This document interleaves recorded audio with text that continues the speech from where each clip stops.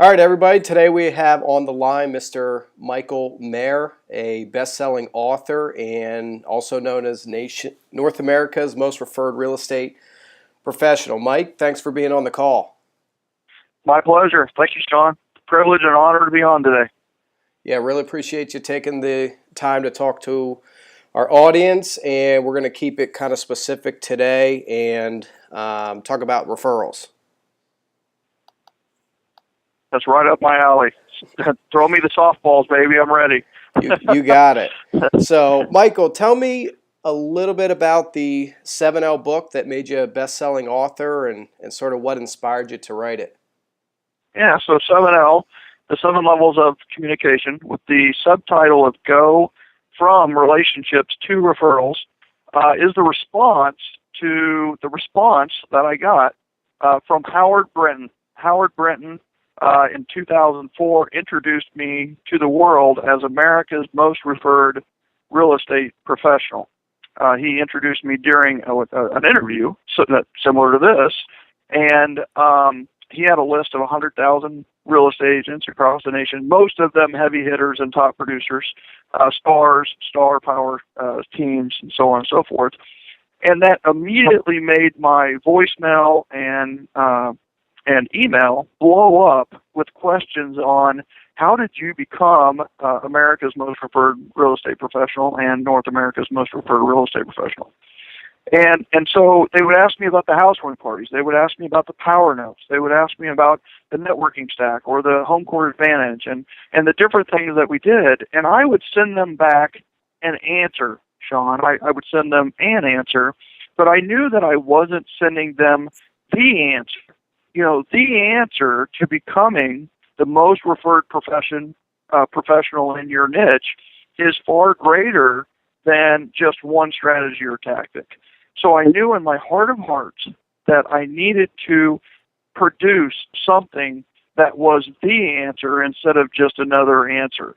And so I had this thought in my head that, I've read 2,000 books. I've implemented everything from those books and honed it and so on and so forth. And I saw a gap out in the world for this referral answer. And I had this thought. I'm sure you run into people who are like, man, I should really write a book. And you're like, well, how's it coming? And they're like, I really should write this book. They haven't even started yet. And that was me until December 18th, 2007. On December 13th, 2007, I had the opportunity, if you will, to have knee surgery on my right knee. We are talking no big deal, just a little bit of scope, go in, clean things out, and brand new knee, right? Well, what's simple isn't always simple. And I ended up going to the hospital on the next Monday because I was out of breath. And it's amazing that you can I had knee surgery. Why am I out of breath? So I went in, they did a lot of tests, and then the morning of December 18th, 2007, I will never forget, because there was a gal, a nurse, who woke me up at 7:20 in the morning and was starting to do like a sonogram on the inside of my right leg. And I was just like, wow, I wonder what she's doing. And then I felt miserable. I immediately felt nauseous, and I felt cold. My hands and my feet were a little bit cold.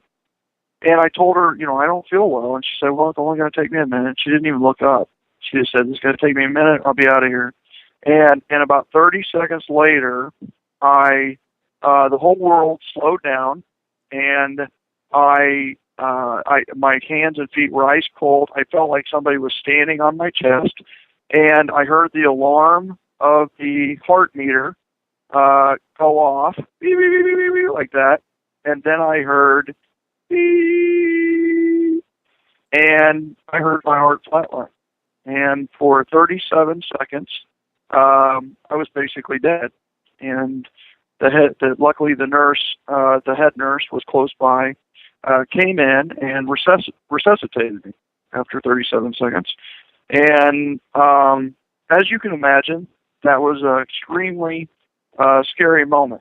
Absolutely. And yeah, I thought about my wife. I thought, I don't have children. Gosh, I really want children now. And I'd always been so driven before that if I didn't have children, it wasn't a big deal. All of a sudden, it was a really big deal. And they were wheeling me down to the surgery to put in a temporary pacemaker. And by the way, taking that out was the most painful part of the entire process, just so you know that. So they put in a temporary pacemaker. While I was being wheeled down to the surgery, I thought of my father, and that he had died with one regret. His one regret is that he had not written his memoirs. And his memoirs would have been so powerful because he was a powerful teacher, very influential man in the Kansas City area. And I just imagine nowadays, reading these memoirs to my son, I would have loved to do it. That night, in intensive care, in the ICU unit, on a napkin, surrounded by loved ones, Michael Maher outlined 7L. So I did the outline on a hospital napkin in the hospital room there with my mom watching me. And that's when 7L was born. And then in 2010, it launched. That's a pretty powerful story. I don't think I've ever heard that before. Yeah, I'll tell you, it's one of my more difficult stories to tell, only because every time I tell the story of the flatline, I feel the moment a little bit, and it hits me, and I should probably tell it more often because it's just such a great reminder that we don't know. In the book, I have a quote of, don't wait for a life-changing event to change your life. Don't wait for the heart attack. Don't wait for the wreck. Don't wait for the divorce. Don't wait for bankruptcy. Make the change now. Make the change right now. Don't wait for a life-changing event to change your life. You can change your life simply by changing your attitude and changing your mindset. That's the first place. That's the seed that roots into the trees of habit. So anyway, that's absolutely. Yeah. Change your thoughts, you can change your life. Yeah, it's one of the most powerful things in the world because it has no monetary control. There's no, the only limitation we have in the world, and you have to realize I grew up extremely poor. My dad was a teacher, made $2,600 a year, drove the school bus at 5 a.m. in the morning for $50 extra a quarter or a semester, and coached 3 sports in the afternoons at first for free. My mom stayed at home with 5 kids and raised 5 kids. I mean, we had food stamps. We were extremely poor. We had a potbelly stove that was used also as a furnace. And, listen, if anybody should not make it, it should have been me, and I did. And I'm continuing to make big things happen. And I seem to be a vehicle for great things generous. And I welcome that. I embrace it. I love doing November in November, and I love being the father and founder of the Generosity Generation. Yeah, it's great stuff, and I appreciate you sharing. And anybody out there that hasn't gotten the 7 Levels of Communication book, it is one of, by far, the best real estate books that you could ever read, and really tells you how to do some of these things to turn those relationships into referrals. And I always like to tell people, so you're not always outselling you, and turning your people into voluntary, sales reps, so they're outselling you instead of you just selling you. Mm-hmm. So, and I had actually gotten a copy of your book by a referral with Mr. Steve Ryder out of Arizona. Came back from family reunion, and we were talking about the trade-in. He shipped me his entire trade-in program, and I guess as a special bonus, he says, hey, you definitely have to read this book. And I've recommended it and given it away, bunch of times. So anybody out there that hasn't read it, I highly recommend getting the 7 Levels of Communication. And you're awesome. Yeah, it was. Thank you. Absolutely. And you're a raving fan. I mean, you've been a huge influence on a lot of people, and I think that's one thing that escaped people is that they think they have to do these launches and these email blasts and everything else to create a bestseller. And the fact of the matter is I wish I would have known about those things when I launched 7L, but I was fortunate enough that the book became a #1 international bestseller 7 times over in the real estate category on Amazon, entirely by word of mouth. And that's, Well, that's the because same strategies. Yeah. yeah, it's because you actually live what you teach others. Well, I'll give you an example, right? This is a great example for everybody listening to this. All right, so everybody else was kind of like, oh, yeah, he said somebody gave him a book after family reunion or mega camp or something. Okay, I wrote down Steve Ryder, Arizona, builder trade-in, and I put an open box next to it. My next action item, right after this call, is to hunt down Steve Ryder, tell him what happened today, that I was interviewed by Sean Lynham, and tell him thank you for just giving this book as an added bonus to what he already does, and expressing that appreciation and let him know how much it means to me that he cared enough to say, read this book, because look at what happens. I mean, every book is a butterfly effect. Every gift is a butterfly effect. Every phone call, you never know what that one phone call could domino. You just never know. So make the call. And I'll actually do you one better, Michael. So Okay. I got introduced to Steve Ryder. So Josh Shanley it was Mega Camper Fan Reunion. It doesn't really matter. So he was on stage talking about Craigslist. And after he got done on stage with Gary Keller, he comes down and he's walking by, all the speakers are sitting in a room talking.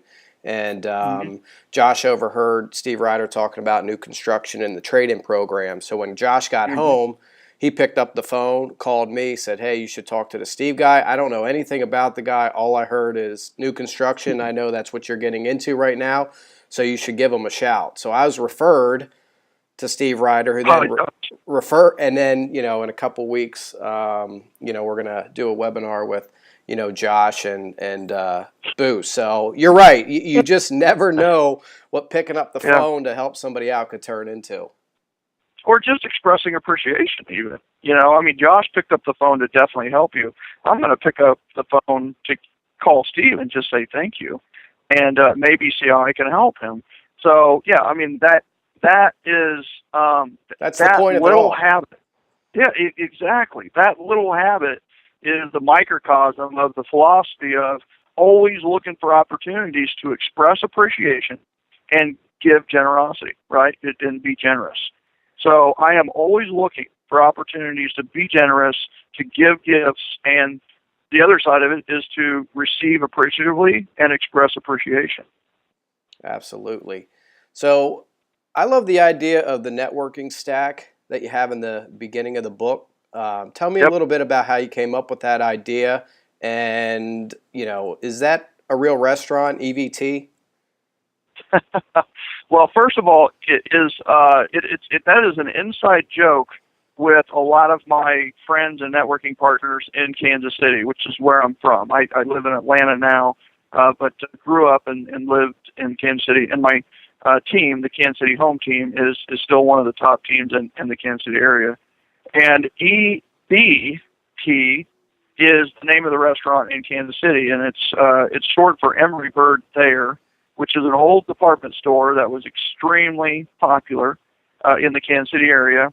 And when Emery Bird Thayer was bought out, all of the decor and elevators, everything was taken and put into this restaurant. Beautiful building, by the way. The Emery Bird Thayer building was phenomenal. And actually, where I hold my one-on-ones during the networking stack is in an old elevator. It's table 49 at EVT, and it is actually an elevator where it's I would call it like mostly private. It does have an open door, but it's about as private as you're going to get, So that's my home court advantage is EVT in Kansas City. And you asked about the networking stack, and what's funny is, the networking stack is truly the magic pill. It is the magic pill for referral generation. Getting in front of people one-on-one is key. And the biggest part of that is people will disclose to you.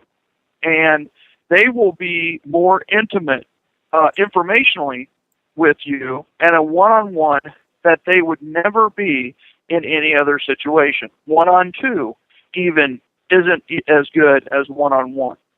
So what do we do if we want to network? I was a big-time networker. I'm still a big-time networker, but in Kansas City, I was out networking almost every day.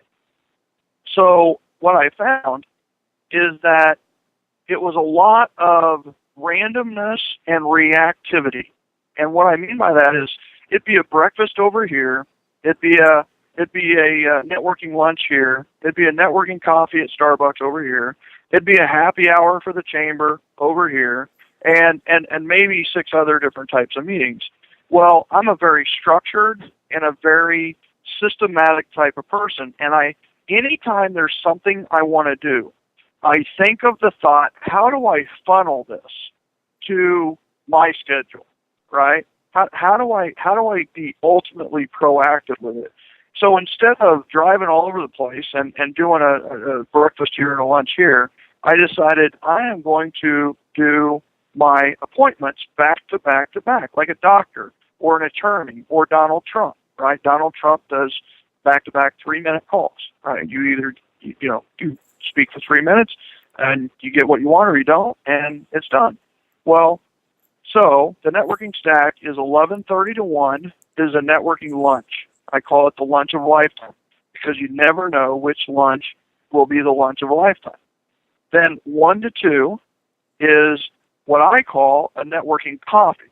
That's what we call it in Kansas City. I don't know what we called it before Starbucks became really popular. And then 2 to 3, I say, hey, you want to meet me for a networking coffee, 2 to 3. And then 3 to 4, I have another networking coffee. Now, here's what's interesting is I don't drink coffee during those 3 things. But coffee just feels warm and sociable, inviting. Yeah, it's easy to say yes to that, right?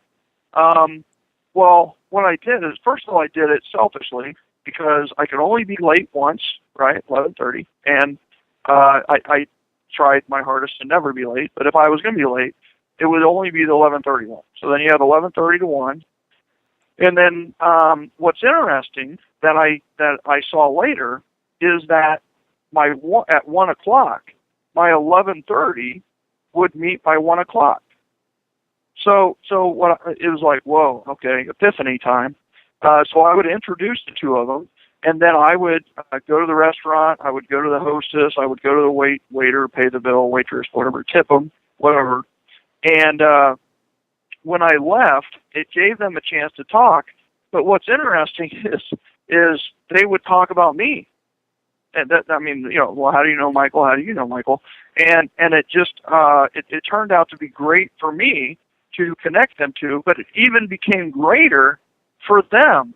Some terrific partnerships and relationships were built by me connecting those 2 people. Well, then at 2 o'clock I do the same thing, and at 3 o'clock my 3 o'clock would meet my 2 o'clock would meet my 3 o'clock. And what's so powerful about that is I began to get strategic with it. So 11:30 to 1 would be a raving fan client. At 1 o'clock would be a seller who is considering me and my team for listing their house. And then at 2 o'clock, I would have another one, maybe a client who just closed and sold their home. And at 2 o'clock, I would meet with them. And it's good to meet with the clients outside of the real estate environment anyway. I found that to be a huge benefit. But I have to tell you, listen, they met my ambassador at 1 o'clock, and then they meet the person who just closed, who I hope is a new champion and ambassador, at 2 o'clock. And then between 1 and 2, I'm really getting to know them, what their challenges are, what their goals are. Listen, we didn't lose anything. I mean, there wasn't a listing that we didn't get. If we didn't want it, we didn't take it. And if we wanted it, we got it. Yeah, and the key word there, key word there was, when you got strategic about it and connecting connectors that might have a common interest or raving fans to potential new clients, and keeping the introductions as to where something could happen because, you were strategic and set it up that way. That's right. That's right. Yeah. The other part of it too is just you're meeting with somebody 11:30 to 1 who is a raving fan, ambassador. He happens to be a business broker. Well, what you do is you set up that 1 o'clock to be, somebody that's maybe retiring from a corporate job and looking to start their own business, right? They're looking to buy a business and setting that up, right? So instead of a referral that's over the phone, I'm literally hand delivering referrals to my most avid referral sources, my ambassadors. Yeah, it's genius. So you've been described as America's most referred real estate professional and also a referral guru. So let's share with the audience some of your secrets. What do you got for us? Wow. So, the first thing I have to say is that there are over 100 referral generating strategies, tactics, and systems in 7L. So my first suggestion is read 7L, right? I can give you an answer to what the secret is when you could just read the answer for less than $30, right? Which is just amazing to me how powerful books are. If you think about all the products out there and so on and so forth, and the fact that you can read a book and pull out of it what you can pull for under $30, it's just amazing the power that a book has. Man, secrets, that's a toughie. So here's 2 cycles that you need to know about, and this gets like 3 sentences in the book, and I'm going to give you like 3 paragraphs. Sounds good. So there's 2 critical business cycles that you need to know about. First of all is I'm going to tell you that the first cycle, which is what is currently being taught out there, which is the chase cycle, right? Now, Sean, let's say I chase you, right? What are your 2 options? Run away. Okay, so run, or you could what? I don't know. If somebody's chasing me, all I'm thinking about is running away. Yeah, you don't know them at all. They're a stranger, and they're chasing you. You have 2 choices, right? Fight or flight, right? I didn't want to say that because I thought of the other is what else could I do, and that's come after you and fight, yeah. So and not that I want that, but here's the thing: is that so if somebody's chasing you, you have 2 options: fight or flight. Same way when you're marketing, right, or marketing to strangers. Is you in this business you're told prospect, which means chase. So you chase, and you chase. And people have 2 options. They can run away, or they could fight, right? So if the person turns around and fights you, then you have a problem, because that was a person who was already looking for a fight, and they're like, oh yeah, no, I'll work with you. Let's go at it, right? And then the transaction is, what happens when you fight? When you fight, it results in a battle. So guess what your transaction is going to be for the time you're trying to sell or help them buy, and the time that they're going through their contract, and the time that they're trying to close. It's all a battle. It's bam, bam, bam, bam. By the time you're done, you don't want them as a client anymore, and you don't want their referrals. And guess what? They're not going to give them to you. They're not. So that's one option. Now here's the other option: is let's say they flee, right?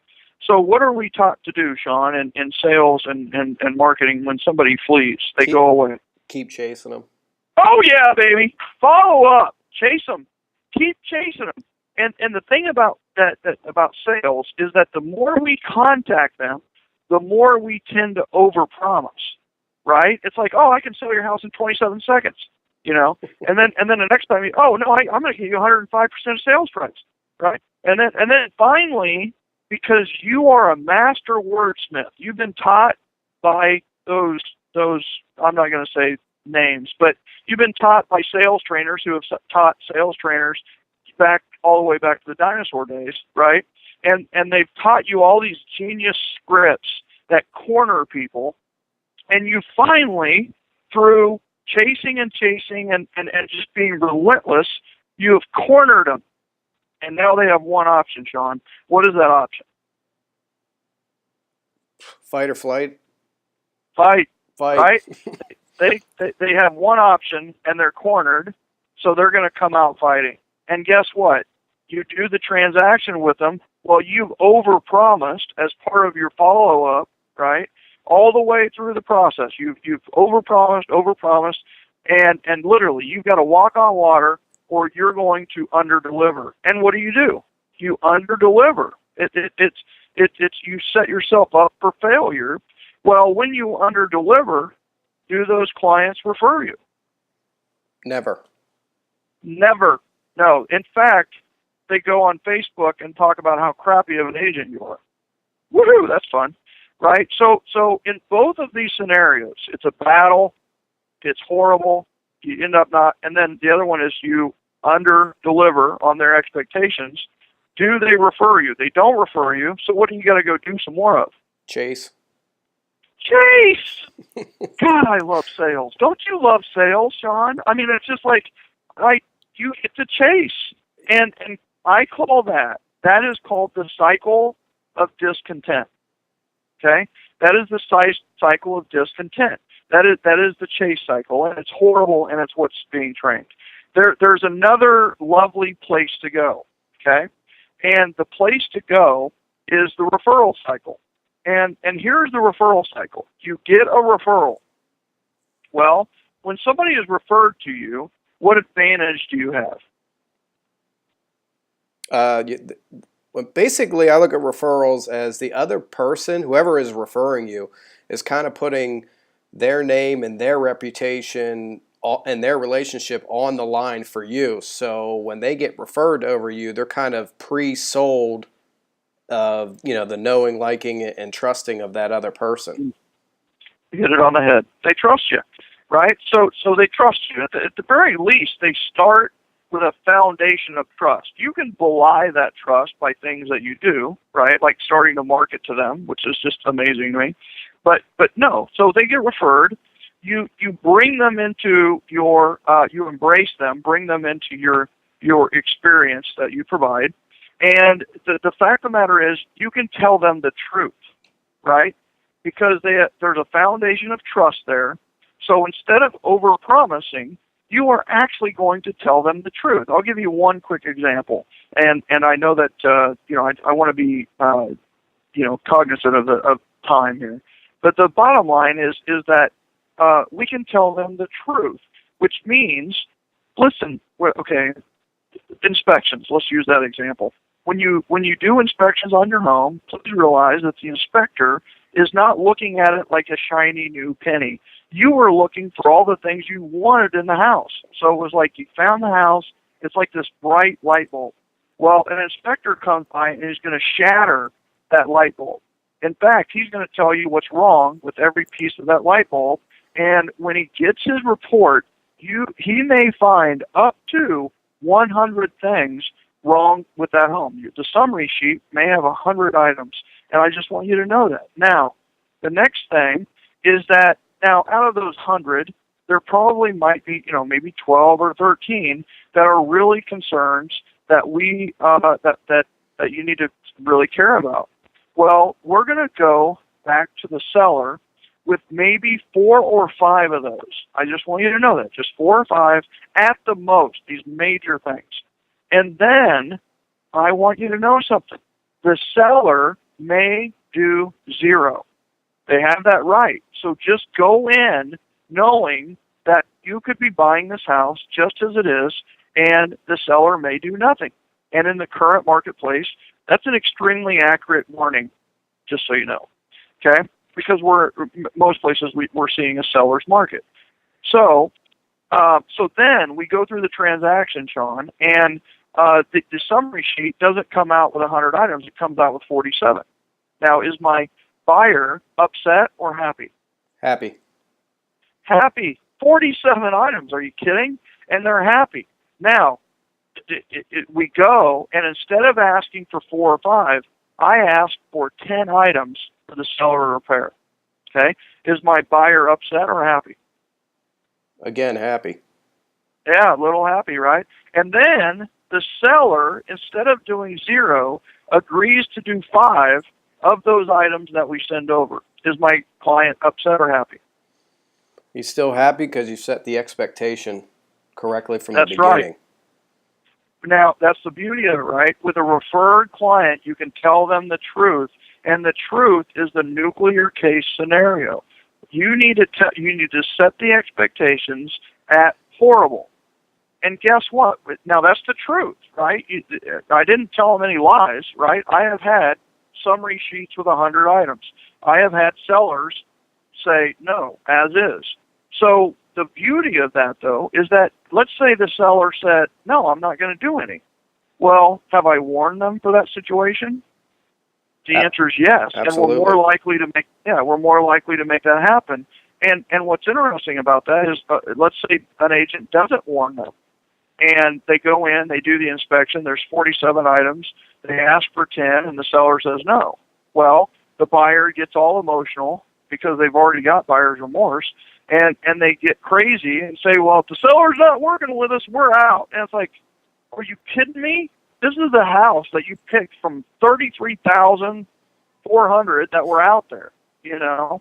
And the bottom line is, by warning them of what may happen, they handle it a lot better. Well, guess what? When you exceed their expectations, you deliver wow service. And when you deliver wow service, what does that lead to more of? Them being a raving fan or voluntary sales rep and out there telling everybody that they know how good of a job you did. Which leads to what? More referrals, which is more business that is attracted to you rather than you going to chase it. That's right. The referral cycle is the attract cycle. You're exactly right. So referral comes in, we tell them the truth, we deliver a wow experience, they refer us. The referral comes in, we tell the truth, we deliver a wow experience, we get more referrals. And that's the referral cycle. But the thing is then people go, well, how do I get on the referral cycle? Right? I mean, it's like, I got to get my first referral. It's like, how do I get onto the referral cycle? And so the last cycle, and you tell me, how much time do we have? I really talked more on this interview than I ever have in the history of the world. So thank you for that. You got me on a roll, brother. So how much time do I have? And I'll tell about the last cycle. Let's go to the last cycle because, I'm cognizant of the time, and we'll make sure that whatever we can get to fits into the time. So. Yeah. So here's the thing. And guess what? We talk about secrets. What's so cool is this secret is over 2,000 years old, but nobody has ever taught it in the aspect of business. There is Proverbs 11:25, one of the most impactful proverbs. A proverb by itself, all 31 are phenomenal. Proverbs 11:25 delivers a promise that is so powerful that it can be life-changing. It changed my life, and it can be, imagine that, a couple of sentences that can change your life. And the proverb is, a generous one shall be a prosperous one. He who refreshes, or one who refreshes, shall he himself be refreshed. Now, okay, those two sentences. First of all, it does not say, oh, you're prosperous now? You should probably be generous. No, the promise is a generous one shall be a prosperous one. So it starts not with prosperity, it starts with generosity. And guess what all the research is showing? You read books like Give and Take and Mavericks and Master Sales and all these higher level research books on what top salespeople, billionaires are like, millionaires are like, and so on and so forth. One of the 3 aspects of a billionaire is generosity. They were Richard Branson, generous almost to the fault before he became a success. Yep. Yeah. Okay, so a generous one shall be a prosperous one. Well, so that delivers us a huge message. The other part of it, too, is one who refreshes shall he himself be refreshed, is that givers must be receivers as well, right? What you find in books like Give and Take by Adam Grant, who is the top-rated professor at Wharton School, is that, interestingly enough, is that givers are the worst salespeople. Isn't that interesting? Givers are the worst. And then you got what are called matchers. And matchers are, I give you, you give me, right? You scratch my back, I scratch yours. Matchers are the top, towards the top. But between matchers and the givers are takers, right? Those are the ones that go into a networking group, throw on their cards in front of people, going, do you want to buy a water filtration system, right? The takers, they don't do very well in sales. Matchers, they do a little bit better. Well, what's interesting is I told you that the givers were the worst salespeople. Well, what's interesting is there are givers. The top salespeople in the world are also givers, right? So you have givers at the bottom, takers next, matchers next, and at the very top you have givers. What's interesting, and that's what the book Give and Take does, is it's like it analyzes what's the difference between the givers at the bottom and the givers at the top, right? I call the givers at the bottom lambs. They are the sacrificial lambs. They give, they give, they give, and they give until they're exhausted, right? The difference with the lions at the top are the lions are receiving givers. They are receiving givers. They have learned how to receive, right? They're the lions. And so that's the difference, is that when you have to learn how to receive as well as give. And that's the he who refreshes shall also be refreshed. Okay, so last cycle. Generosity. When you give something to someone, there is a natural human reaction to that called reciprocity. Generosity leads to reciprocity. Well, reciprocity, when they give back, leads to referrals. And in fact, one of the things that I teach, one of the things that's in 7L, and where I really go deep into it is Boost, is that we need to train others that when we've provided value to their life and they want to give back to us, they give back to us in the form of one thing: referrals. The finest way to thank me is to refer me. And we have to continue, we have to say that over and over again, and that's the training. Reciprocity leads to referrals. Well, you and I both know that referrals are the most profitable type of business. So referrals lead to profitability. And then, as we all know, profitability leads to prosperity. Well, what's prosperity lead to more of? Prosperity, I would imagine it would lead to more giving because you have more to give. Boom! That was a hard question, too. I left you hanging. I had to think about it. You don't ever do with an interviewer. And I was just thinking that. I didn't know I was being interviewed here. That is exactly right. Prosperity leads to more generosity. So the way to get on the referral cycle is to get on the generosity cycle, and the way to get on the generosity cycle is to give massive value first. Go out today and give massive value first to others. When they reciprocate, teach them to train, help them, show them to reciprocate with referrals, and then you're in the referral cycle. And then your referral cycle is going to lead to profitability, and then your profitability leads to prosperity. Your prosperity leads to more generosity, but it's not at the same level. You are actually giving at a higher level, and that is the generosity cycle. And that's it right there. I can't give you anything more powerful than those two critical business cycles. Absolutely, and that's why I was, trying to dig for those secrets. It's what I'm trying to do for the audience, and I'll do my best, with this video to try to type that out, because you're right, it's a cycle. It's just it keeps getting bigger and bigger and builds upon itself, and there's no end to it. Mm-hmm. It's an upward spiral. Absolutely. So let's talk about Boost a little bit. When I'd gotten the 7L book and read it, whenever Steve Ryder had given it to me, obviously it was, hey, I want more.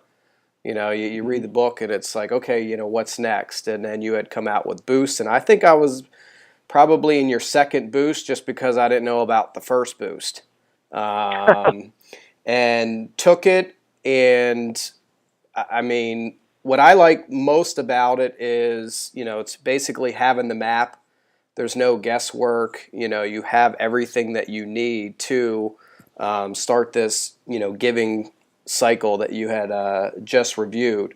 So tell us a little bit about Boost and what parts of it and what people can do and it's not just for realtors or lenders, correct? Right. Right. Yeah, we had over 50 different professions in our last boost, and we continue to add professions: attorneys, chiropractors, financial planners, insurance agents, title company reps, warranty reps, lots of housing industry side of things, of course, realtors, and of course, mortgage professionals. So, yep. Yeah, so Boost. So what were the results you got from Boost? And I'll preface this by saying that there are people who get nothing from Boost. I want people to know that, right? If the information is priceless, but if you don't do anything with it, how much do you get out of it?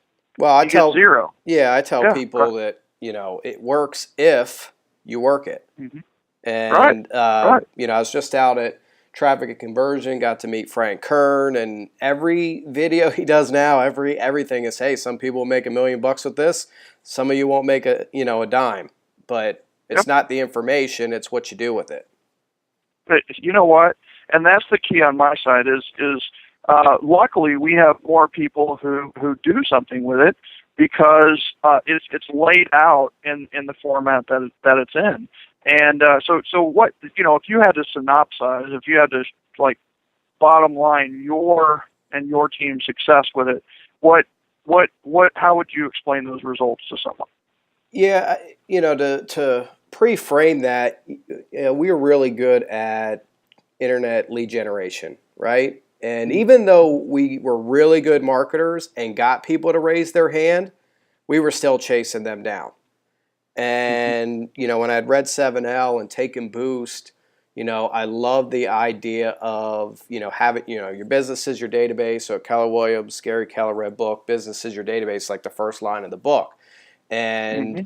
what I didn't realize was it's not, your database is not just all the leads that you're generating, right? It's, Yep. it made me first realize neglecting all of the people out there that know other people and that already know, like, and trust us. And just because they're not buying a home this year, there may be, people that we could help, through the people that they know. So that was revelation number one, was even though we were lead jetting and marketing, it was still, chasing people down. And, we had plenty of people that already knew, like, and trust us. And then our job was to, let them know what we do and who we help and, what can we do to help you. Mm-hmm. Secondly was getting your database to work for you.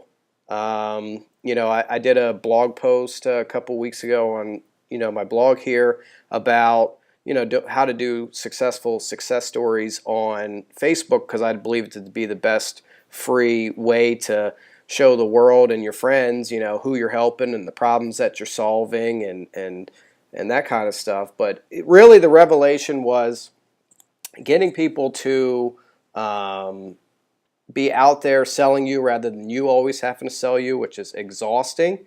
And then doing Mm-hmm. it in a way that you come from contribution, so you're giving first, and having the map, just having the system to follow. And the best thing about Boost is how simple it is and everything's done for you, and all you got to do is go and do it. Yep. That's a really good summary.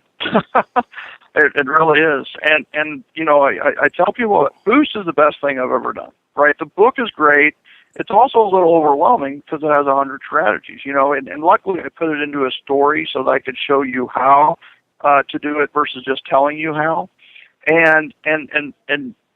But that's where Boost came from is everybody was like, okay, I've read Boost or I've read the book. Now what? I want more. I want the system, And so I look back at my career as like, okay, I could fib, I could tell people X, Y, and Z. I could tell them, okay, so let's do a business planning class. But I have to tell you, when I netted nearly $1 million in my third year of real estate, I did not have a business plan, which is idiotic. I mean, I knew better, but I didn't have one. And you know what? I didn't have a marketing plan either. But I did have one thing, and that is I had a communication plan, and I had a WOW referral system, right? So what we do in Boost is I help you, using mine as a foundation, I help you create your own communication plan. And it may be $1 million communication plan. And I help you create your WOW referral system.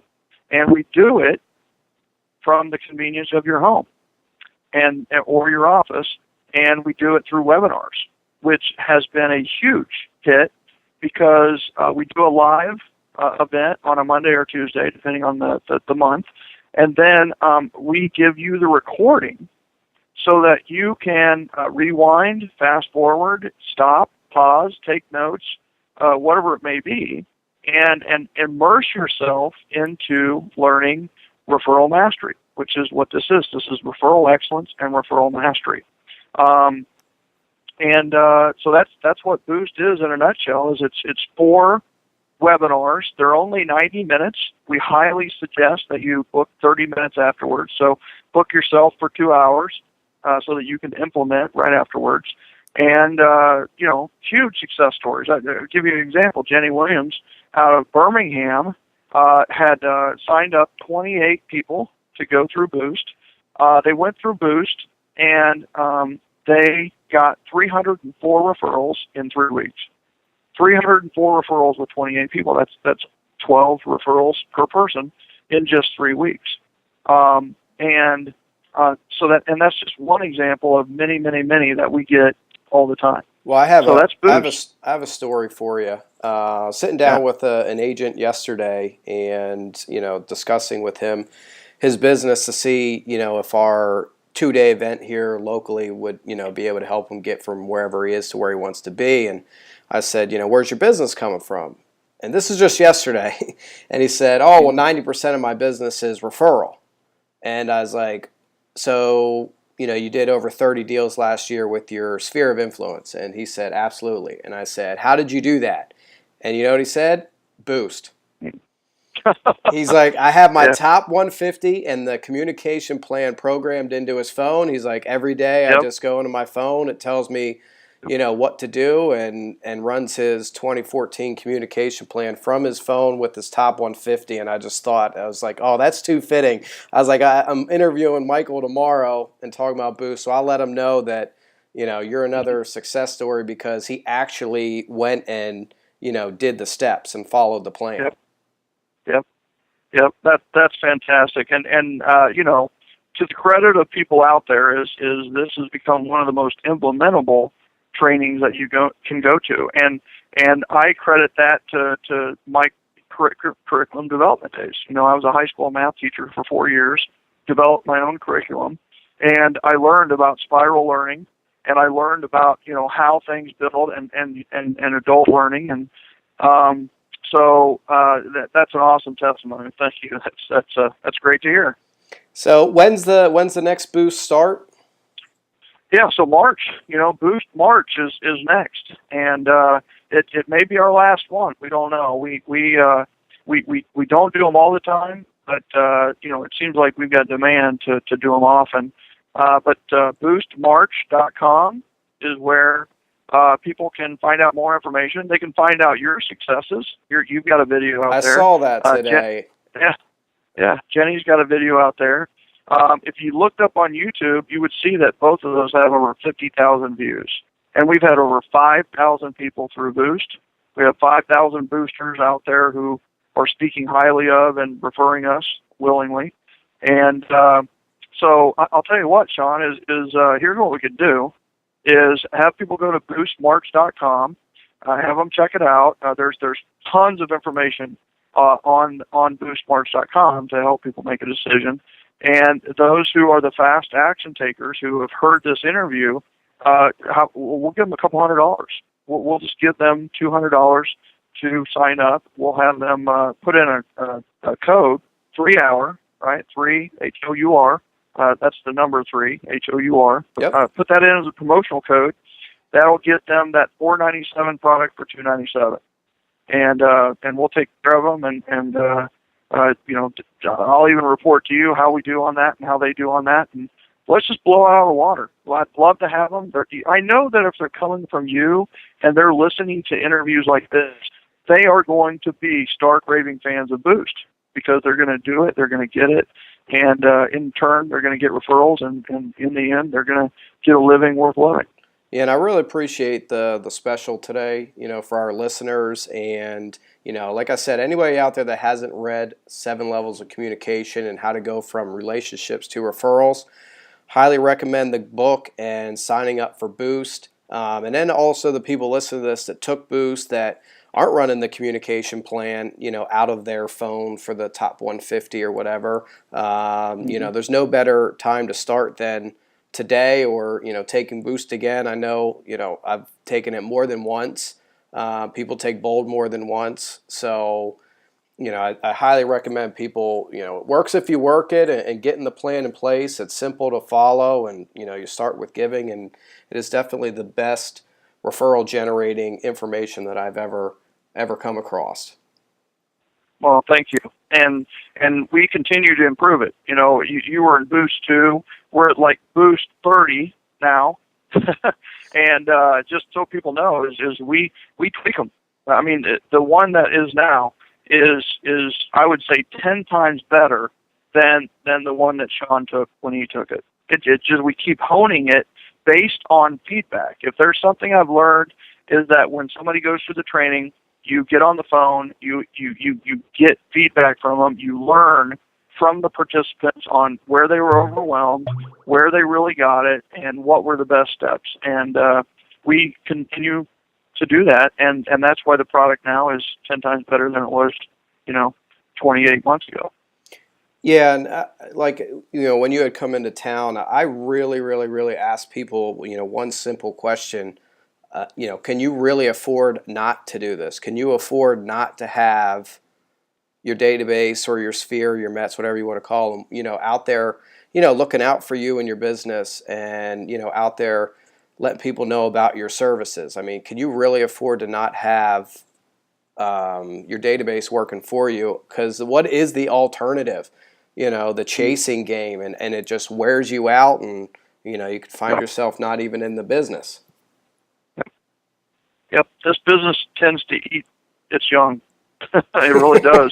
I mean, it can eat you alive because they put you in the chase cycle. And the bottom line is we have brand new agents who are pre-licensed. They actually don't even have their license yet, who are having success with Boost and what we do in Boost. So, I always used to say this is not for new agents, because really what we teach is about referral excellence and referral mastery. And there's a lot of people who teach basic referrals. But, you said it in the intro, I'm the referral guru, right? I mean, this is about mastery of building great relationships that lead to great referrals, that leads to a great business, that leads to a great life. And that's what we're doing. I used to say it wasn't for new agents, but dang, you know what? Some new agents snuck in and they hit it out of the park by implementing. So Beautiful. We truly believe it's for any real estate agent, any mortgage professional, warranty, title, financial planner, attorney, you name it. Yeah. Any business owner. All right, Michael, we're coming up on an hour. Hey, I really appreciate your time. I know this information is going to serve the audience, and taking the time out of your day. Thanks so much, and I hope to talk to you soon. That sounds awesome. Thanks, Sean. And just know the value that you're providing the entire industry by doing these interviews and by helping them. Yesterday, you did a one-on-one with an agent. Today, you're doing an interview to impact tens of thousands. And just know that you're packing a punch, brother, and you are appreciated. And what you're doing is noticed. So thank you. Thank you. All right, Michael. Well, hey, thanks again. We'll talk soon, and I really, really appreciate your time. My pleasure.